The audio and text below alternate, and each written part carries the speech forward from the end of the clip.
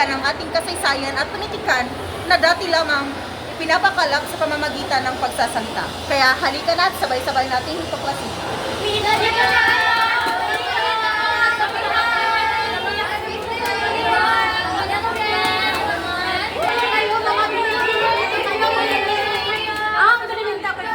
Mga binibini. Ito ay mga talihadang salita upang bigyan mga kayuhati ang isang tanong. Bakit naman kailangan yan? Magandang katanungan niyan. Bugtong-bugtong. Maliit na parang sibat. Sandata ng mga pantas. Ano ito? Alam niyo ba ang sagot? Ang sagot sa aming bugtong ay lupa.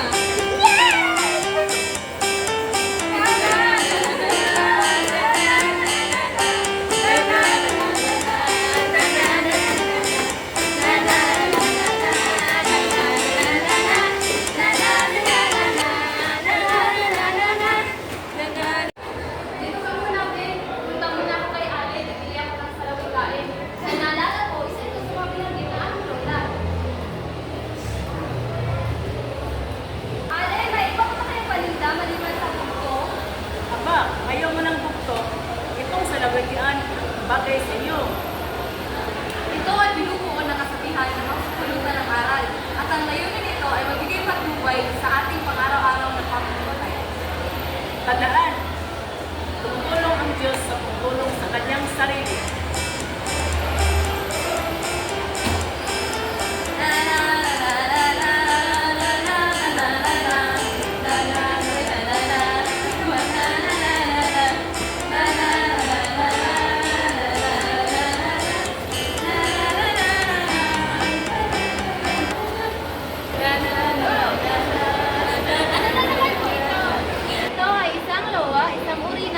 Bayan ng mga Ilonggo. Ang paghigugmasay ng kalikasan. Sa kakahuyan, mga tanong nagapagito. Sa kasalingan, nagatubuan ng walay kabayan. Sa mga langit, nagaputi. Ang mga piskis, nagapali. Sa kahamunay, sa kapagitan. Gusto ba ka manabaw sa karugtong sa loa? Balita na! Ilalarawan ang loa sa pamamagitan ng imahe, lohika, at sa kalakitan na kalikasan. Talaga ba? Tiyak na magagamit namin ito!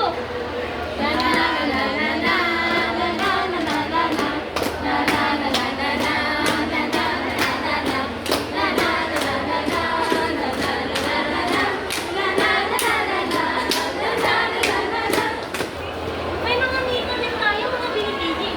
Ito ay nagsasalaysay hinggil sa pinagulan ng sansinukuan at sa mga paniniwala tungkol sa mga Diyos at Diyosa.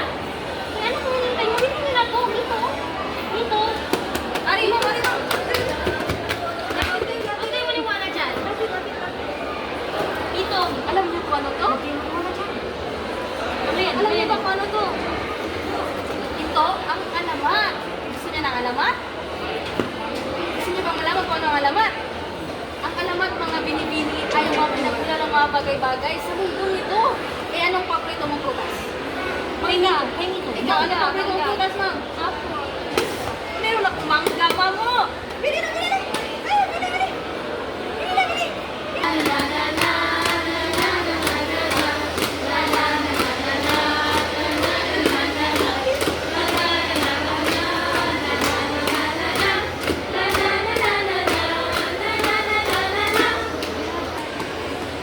Halika kayo dito!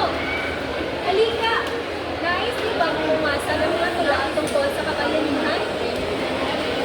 Ang ito ay isang panalaan na kung saan tinatalakay ang nakikipagtutuluan ng tauhan sa hindi ko kaniwala mga kawalan. Alam mo ba ang nilagang? Hindi. Ito ang nilagang. Diba? Ang ganda, kaya bilhin niyo na!